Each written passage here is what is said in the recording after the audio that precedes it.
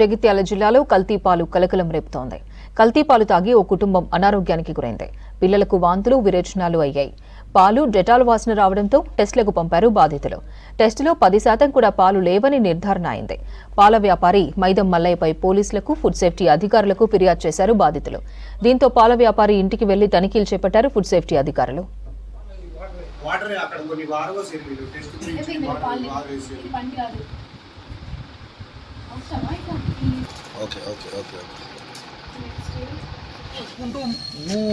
మాత్రం కరెక్ట్ కాదు. ఇవన్నీ నీ బండికున్నాయి కదా, ఇవన్నీ నీతోనే చెక్ చేపిద్దాం. నిన్నే తోలుకపోయి మీరు వచ్చి చేతులు చూడండి. పాలైతే చిక్కటి పాలైనా కూడా ఇట్లుంటాయి. అంత కెమికల్. మేము 1.5 year నుండి తన దగ్గర పాలు తీసుకున్నాం.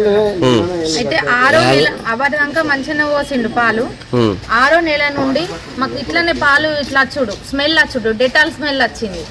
పాలు టీ పెట్టుకొని తాగేటప్పుడు మళ్ళీ నాకు కడుపు ఉబ్బుడు. ఊకే ఒక టీ తాగేసరికి, పాలు తాగేసరికి కడుపు ఉబ్బుడు. పిల్లలకేమో మోషన్స్ అయినాయి. అయితే నార్మల్గా డైజెస్ట్ ప్రాబ్లం కావచ్చు అని వదిలేసాం.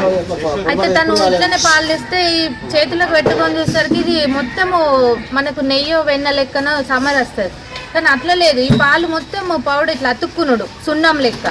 అడిగిన తనని, ఏంటి అంకుల్ ఇట్లా పాలు ఎంత స్మెల్ వస్తున్నాయి అది అని అంటే, మీకు ఇష్టం ఉంటే తీసుకోరు, లేకుంటే లేదు అన్నాడు. పోనీ మా పరిస్థితి ప్రభావం వల్ల ఇక ఆగుతుండు కదా డబ్బులకు అని మేము పాలు తీసుకున్నాం.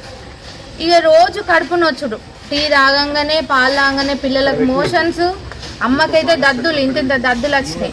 కెమికల్ నిన్న టెస్ట్కు ఆయన పోయిండు, పాల డైరీ ఉంటుంది కదా వాళ్ళ దగ్గరికి పోయి టెస్ట్ చేస్తే అమ్మ ఇంట్లో 10% కూడా పాలే లేదు, ఇది కెమికలే, కెమికల్ వల్లనే ఇవి అన్ని సైడ్ ఎఫెక్ట్స్ వస్తాయి. అయితే కడుపు నొప్పి లేదంటే హార్ట్ మీద పడుతుంది, లివర్ మీద ఎక్కువ పడుతుంది అని తను చెప్పినప్పటి నుంచి మాకు ఇంకింత భయం అవుతుంది సార్. అంతే. ఇది మాకు ఇప్పుడు మా ఒక్కరిదే కాదు కదా సార్, ఇంక ఈయన ఎంతమంది ప్రాణాలతోటి ఇట్లా చెలగాటం ఆడుతుంది. ఏం పేరు నీ పేరు? మళ్ళీ ఎక్కడ మీది?